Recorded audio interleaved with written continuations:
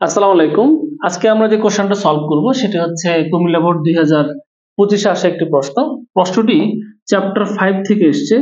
Chapter 5 এর data type থেকে এসছে। Chapter 5 data type. এখানে বলা হচ্ছে ডাবল ডাটা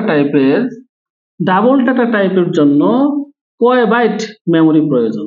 অর্থাৎ কোন একটা চলক বা ভেরিয়েবল যদি ডিক্লেয়ার করা হয় যার ডাটা টাইপ হবে ডাবল, সেক্ষেত্রে সেই চলক মেমোরিতে কি পরিমাণ জায়গা দখল করবে?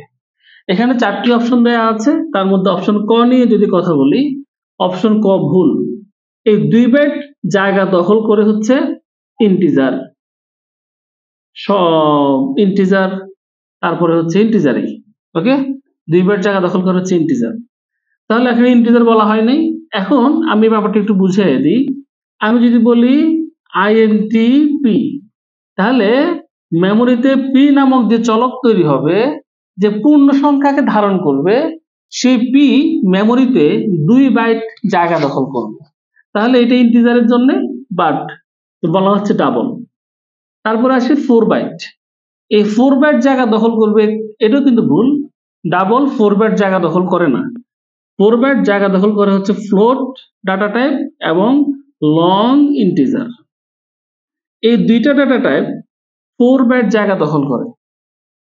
তাহলে এই 4 বাইট ফ্লোট, এই ফ্লোট মানে কিন্তু ভগ্নাংশ, তাহলে ভগ্নাংশ ফ্লোটের ক্ষেত্রে 4 বাইট।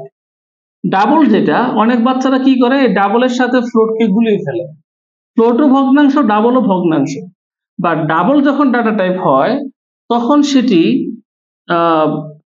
ফ্লোটের চেয়ে দ্বিগুণ জায়গা দখল করে এবং দশমিকের পর, দশমিক ভগ্নাংশ সংখ্যায় দশমিক বিন্দুর পর 15 থেকে 17 ডিজিট পর্যন্ত সে খুব ভালোভাবে সংরক্ষণ করতে পারে যখন সেটা ডাবল হয়।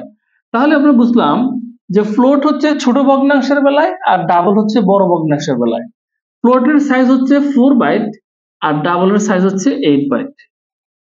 তাহলে কোন একটা ভেরিয়েবলের ডাটা টাইপ যদি ডাবল হয় তাহলে এটা মেমোরিতে 4 বাইট জায়গা দখল করবে, আর ডাবল হলেই সেটা 15 থেকে 17 ডেসিমাল পয়েন্ট পর্যন্ত ডিজিট সংরক্ষণ করতে পারে সেই চলকের মধ্যে।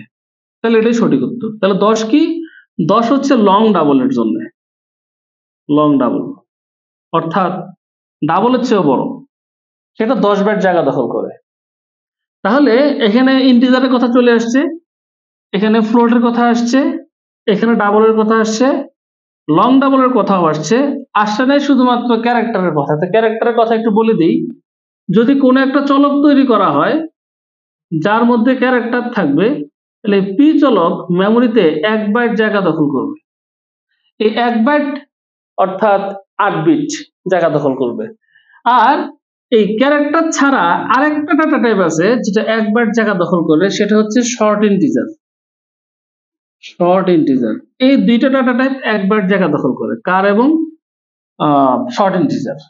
তাহলে আমরা এই প্রশ্নের উত্তর পাইলাম যে ডাবল ডাটা টাইপের জন্য মেমোরিতে 8 বাইট জায়গা দখল হয় বা 8 বাইট মেমোরি প্রয়োজন। এ ছিল আজকের প্রশ্নের সমাধান। দেখা হচ্ছে নেক্সট প্রশ্নে। আসসালামু আলাইকুম।